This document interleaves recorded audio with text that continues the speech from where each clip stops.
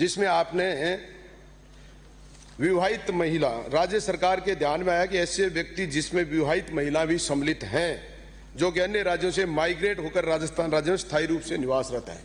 मेरा पहला प्रश्न है कि जब आप इनको स्थायी निवासी मान रहे हैं हमारी शादीशुदा महिलाओं को, तो फिर इनका माइग्रेट शब्द से आप इनको अपमानित क्यों करना चाहते हैं जब ये हमारे स्थायी रूप से मूल निवासी हैं?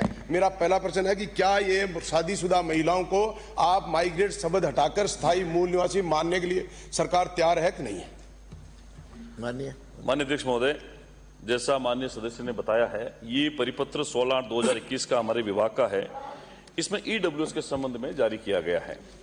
ईडब्ल्यूएस एक्चुअली इनकम बेस है, इसमें जाति और मूल निवास से संबंधित नहीं है।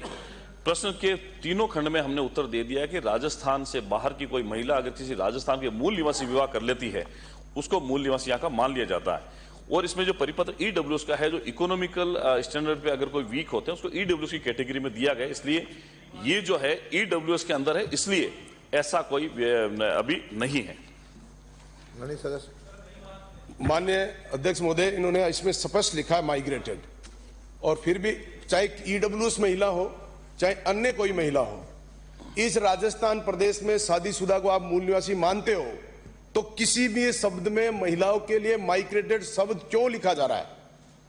एक नंबर। 2 नंबर में कह रहा है कि माननीय सभापति, ईडब्ल्यूएस की जहां बात है, भारत सरकार 31 जनवरी 2019 को केंद्र सरकार ने ईडब्ल्यूएस आरक्षण के मानदंडों का निर्धारण किया।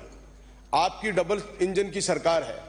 पिछली सरकार ने, माननीय गहलोत साहब ने ईडब्ल्यूएस में मात्र 8 लाख की शर्त रखी, और केंद्र सरकार ने आज भी 100 गज का प्लाट, 1000 गज के प्लाट की और ईडब्ल्यूएस में हजारों बाधाएं केंद्र सरकार ने डाल रखी हैं। क्या आपकी डबल इंजन की सरकार या राज्य सरकार मिलकर हमारे इस ईडब्ल्यूएस में अन्य बाधाओं को हटाने की मंशा रखती है, या सरकार उसके लिए क्या प्रयास कर रही है? माननीय मंत्री जी। माननीय अध्यक्ष महोदय, कोई भी प्रश्न अगर केंद्र सरकार के संबंधित होता है, उसके संबंध में राज्य सरकार के पास में कोई अधिकार नहीं होता केंद्र सरकार के विषय पर बात करे। लेकिन फिर भी मैं, माननीय सदस्य, कुछ ऐसे नियम बने हुए हैं माननीय अध्यक्ष महोदय, जैसे 2018 का ऑनरेबल सुप्रीम कोर्ट का भी ऑर्डर है, जैसा आपने बताया है, उस संबंध में ऑनरेबल सुप्रीम कोर्ट ने भी ये कहा है, वो प्रति भी मैं आपको दे दूंगा। और जितने सर्कुलर जारी हुए हैं, चूंकि ये मूल जो है, ये मूल अपना है गृह विभाग से संबंधित जुड़ा हुआ है, इसलिए जो महिलाओं के संबंध में जो आपने बात कही है, ईडब्ल्यूएस इनकम बेस है, जाति से और मूल निवासी का कोई आधार नहीं है, इसलिए नहीं मान सकते। अगला प्रश्न डॉक्टर प्रियंका चौधरी। प्रश्न संख्या 266। माननीय मंत्री जी। माननीय अध्यक्ष जी, खंड 1 विधानसभा क्षेत्र बाड़मेर में खाद्य सुरक्षा योजना के तहत 54,651 परिवार पंजीकृत हैं तथा इतने ही परिवारों को योजना का लाभ मिल रहा है। खंड 2 भारत सरकार द्वारा राज्य हेतु निर्धारित सीलिंग सीमा 4,46,00,000 के विरुद्ध शेष रहे स्थानों के विरुद्ध लाभार्थियों को राष्ट्रीय खाद्य सुरक्षा योजना में शामिल किए जाने हेतु नवीन आवेदन प्राप्त नहीं करके पूर्व में प्राप्त कुल 19,58,000 आवेदनों में से लंबित आवेदन लगभग 13,90,000 में से प्रशिक्षण पश्चात नाम जोड़ने की कार्रवाई विभागीय स्तर पर प्रक्रियाधीन है। खंड 3 विभागीय आदेश दिनांक 5/11/2015, 29/9/2017 एवं 11/4/2022 द्वारा राष्ट्रीय खाद्य सुरक्षा से वंचित पात्र लाभार्थियों के नाम खाद्य सुरक्षा सूचियों में जोड़ने एवं अपात्र व्यक्तियों के नाम हटाए जाने के लिए अपीलीय प्रक्रिया है। भारत सरकार द्वारा राज्य हेतु निर्धारित सीलिंग सीमा 4,46,00,000 के विरुद्ध शेष रहे स्थानों के विरुद्ध लाभार्थियों को राष्ट्रीय खाद्य सुरक्षा योजना में शामिल किए जाने हेतु नवीन आवेदन प्राप्त नहीं करके पूर्व में प्राप्त कुल 19,58,000 आवेदन में से लंबित लगभग 13,90,000 में से प्रशिक्षण प्राप्त पश्चात नाम जोड़ने की कार्रवाई विभागीय स्तर पर प्रक्रियाधीन है। माननीय सदस्य। माननीय अध्यक्ष महोदय, मैं आपके माध्यम से मंत्री जी से आग्रह करना चाहूंगी कि सरकार की जितनी भी विकास की योजनाएं हैं उसका आधार जनगणना होता है। 2011 की अपनी राजस्थान की पॉपुलेशन 6.8 करोड़ थी, जो आज के दिन अनुमानित है 8.36 करोड़। आज के दिन हम ये देखते हैं कि बीच में सरकार ने कई बीपीएल नाम जोड़े और काटे। मैं आपसे ये प्रश्न करना चाहती हूँ कि अपने स्तर पर क्या राज्य सरकार इन लोगों को जोड़ने की मंशा रखती है? यदि हाँ तो कब तक, और नहीं तो क्यों? माननीय मंत्री जी।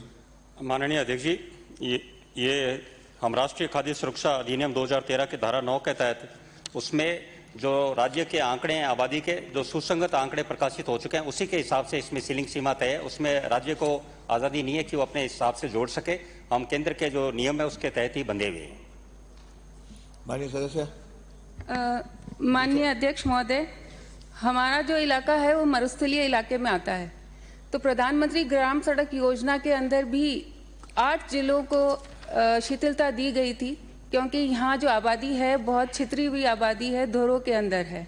तो मैं आपसे प्रश्न करना चाहूँगी कि जो निर्धारित मापदंड है 500 राशन कार्ड अथवा 2000 यूनिट पे एक नई उचित मूल्य दुकान खोलने की, तो मेरा आपसे प्रश्न है कि क्या ये जो, क्योंकि आप भी उसी क्षेत्र से आते हैं, मरुस्थलीय क्षेत्र से, तो क्या यहाँ लोगों की बसावट को देखते हुए जो दूर दूर रह रहे हैं, यहाँ विशेष शीतलता देकर नई राशन की दुकानें का विचार सरकार रखती है?